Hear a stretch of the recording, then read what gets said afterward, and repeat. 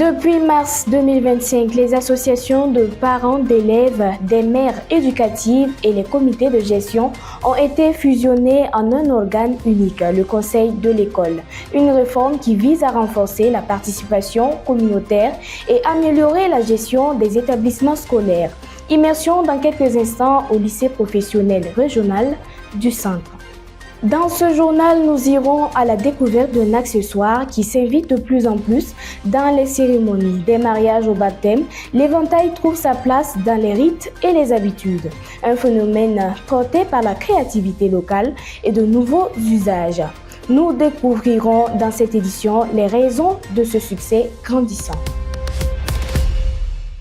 Bonsoir, ravi de vous retrouver pour cette édition. Comme annoncé en titre, pendant des années, la vie scolaire reposait sur plusieurs structures: association des parents d'élèves, association des mères éducatrices, comité de gestion.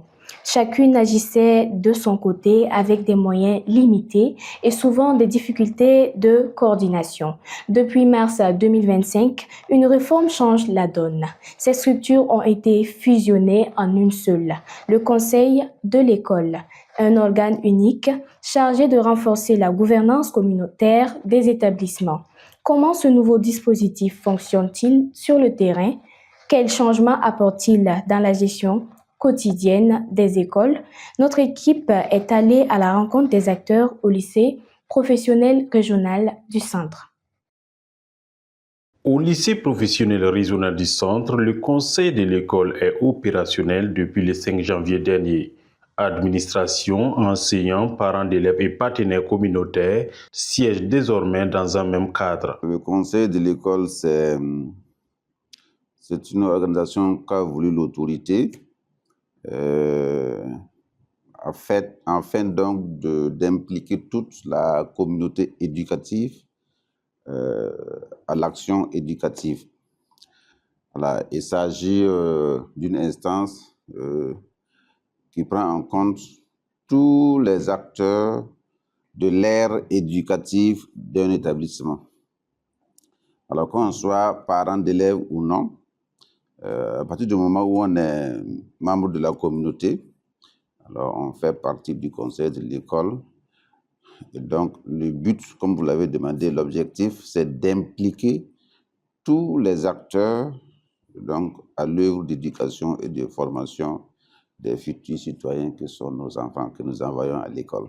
La principale innovation réside dans la fusion des anciennes structures.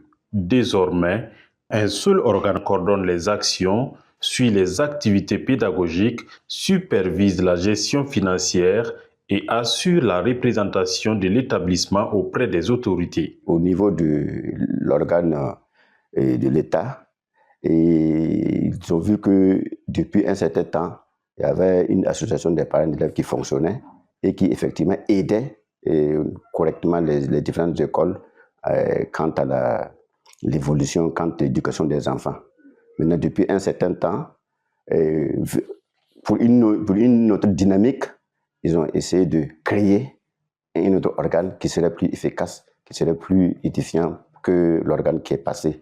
Parce que nous savons que l'APE est une association. Maintenant que le conseil de l'école est venu pour encore prendre ce qui était positif de l'APE, et maintenant, on veut qu'effectivement ce conseil de l'école aide les différentes écoles à se relancer, à avoir une autonomie, à faire du quartier, du village, de la ville, l'affaire du lycée, et que l'affaire aussi du lycée soit en tout cas l'affaire aussi du quartier, du village.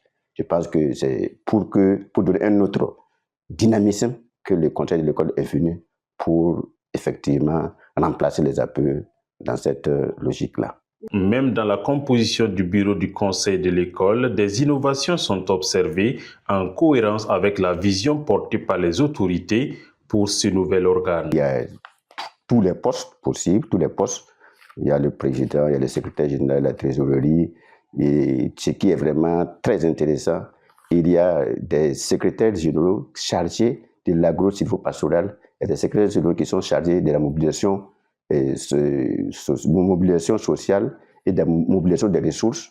Donc, c'est des gens qui sont 13 personnes qui, effectivement, répondent carrément à l'objectif, répondent carrément aux vœux de l'autorité, aux vœux même des différentes directions des écoles et des lycées. Si le dispositif est encore en phase de déploiement, les premiers pas traduisent une volonté de mieux structurer la gouvernance scolaire. À travers cette réforme, les autorités entendent instaurer une gestion plus transparente, plus participative et plus proche des réalités locales. Nous parlons cinéma, connu du grand public grâce à des productions telles que la série Ina, Quand les éléphants se battent ou encore le film Tu me prends pour qui, Aminata Ouedraogo a su conquérir les spectateurs par son jeu sincère et sa présence à l'écran. Dans ce numéro de Club Burkina, elle revient sur sa passion pour le cinéma, ses débuts devant la caméra et les étapes de son parcours artistique. Jamila Kompore. Dès ses premières expériences, notamment dans le film Sarawinia du réalisateur Maître Ando, Aminata Ouedraogo découvre les exigences du métier et forge peu à peu son identité d'actrice. Une première aventure qui a influencé la suite de sa carrière. Je dirais à notre temps, c'était sans formation. Okay. Et puis bon, puisque avant même que j'aille à l'ensemble artistique là, j'avais eu à jouer dans un film qu'on appelle l'histoire de Rokia. Et je tenais le rôle d'une copine de l'actrice principale qui n'est que d'autre que Marguerite Douanou. C'est elle qui était l'actrice principale et moi j'étais sa copine. Dans ce film-là, c'est un film qui a été réalisé par Jacques Oppenem, qui était un collaborateur de l'ensemble artistique de la radio et de la télévision. Vous voyez. Donc après l'histoire de Rokia, il y a eu Sarawinia. Elle évoque également son rôle dans la série Ina de Valérie Kaboré, un projet qui a marqué un tournant important dans son parcours et renforcé sa notoriété auprès du public. Ils ont fait les castings sur photo. Et j'étais assise un jour, on m'appelle, c'est un jeune assistant, là, Max. Il m'appelle, il dit Ami, puisque dans le milieu on m'appelle Ami. Je dis oui Max. On a un casting là, mais tu es retenu. Je dis comment ça? Je dis c'est où? Média 2000. J'ai dit Média 2000 est où? Mais c'est sur Kwame Nkrumah. Et figurez-vous, moi-même, je ne savais même pas que j'étais leur voisine. Parce qu'on est dans la même cité, mais je ne savais pas que Média 2000 était dans notre cité. Oui. Donc quand il a expliqué, j'ai dit mais attends, moi je loge là-bas. Il dit oui, bon, tu viens. Et voilà comment je me suis retrouvée dans la série Ina. Avec passion, Aminata Ouedraogo analyse aujourd'hui son évolution, les rôles qui l'ont le plus marqué, ainsi que ses collaborations avec différents réalisateurs. Elle partage aussi sa vision sur l'évolution du cinéma burkinabé. C'est pas facile pour nous, pour le moment, ça ne donne pas comme on veut là. On va monter des projets à des coûts de millions, et puis finalement tu te retrouves avec un cachet, je sais pas, c'est qu'il y a un problème. Je n'ai pas eu de gros cachet, je n'ai pas de cachet. Je n'ai pas eu. C'est pour l'amour même de la chose qu'on est toujours dedans. Hein. Sinon, ma belle, je ne vais pas te cacher. Au-delà de l'écran, cette émission permet de découvrir la femme derrière l'actrice, ses valeurs, ses ambitions et ses projets à venir pour les amoureux du cinéma.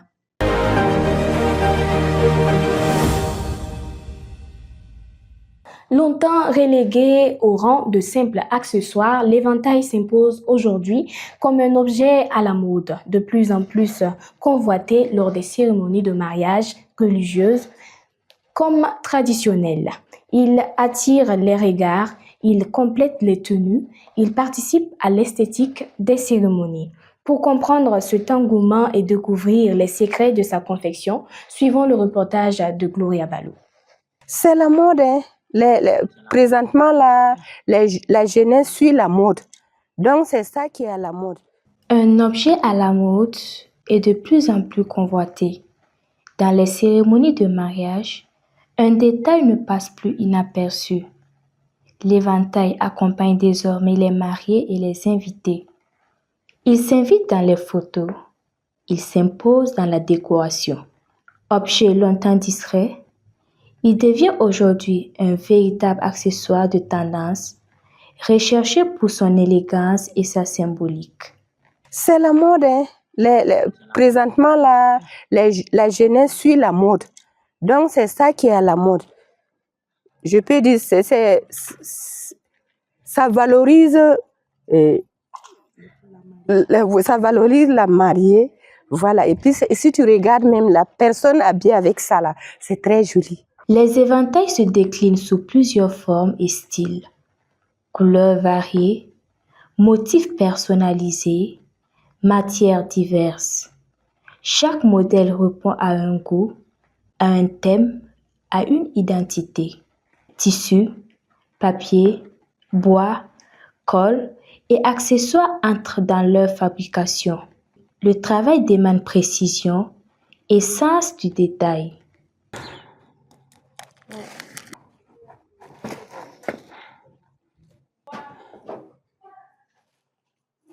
Courant, on va terminer.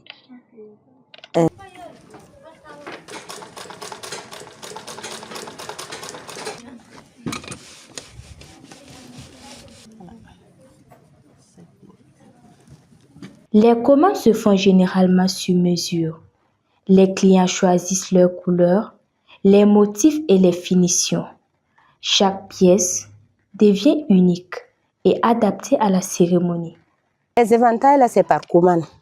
C'est par commande. Si la mariée vient, parce qu'ici, on fait la couture, elle vient nous demander de confectionner une éventail, en plus, la coiffe, voilà. Et la robe de mariée, on coud ça ensemble. Voilà, ça peut valoir les 100 000. Bon, ça dépend du modèle. Voilà, il y a d'autres qui ne vaut pas les 100 000. Mais bon, la plupart d'entre eux, ça vaut les 100 000, 100 et quelques en allant. Je peux dire, le mois de décembre, j'ai fait au moins 5 éventails pour les mariés. Bon, moi, nous sommes le mois de janvier comme ça. J'ai fait déjà 3 éventails et 3 robes pour les mariés. C'est la qualité du travail là même. Si tu fais ça bien, même si tu n'as pas fait la publicité, les gens là vont venir parce que tu fais ça bien. Derrière cet engouement, une réalité économique se dessine. La confection des éventails crée des opportunités de travail, notamment pour les jeunes et les femmes. Apprendre le métier, produire, vendre sur commande. L'activité permet de générer des revenus et de construire une autonomie financière. Le centre a été créé en 2017. Voilà. Et avec 7 élèves.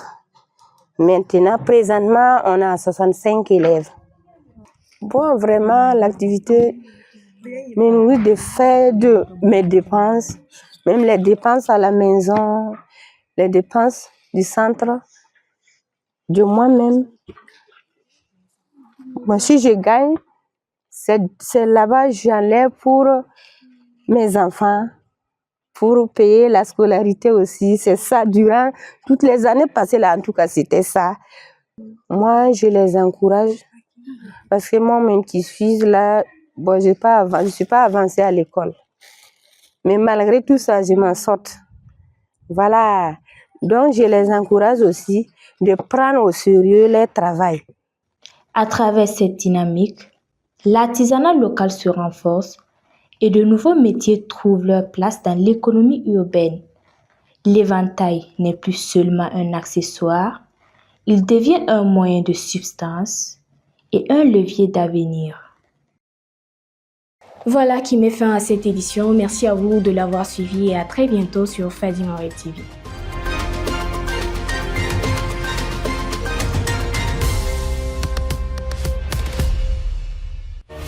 Fadimoré TV, les racines de l'actu.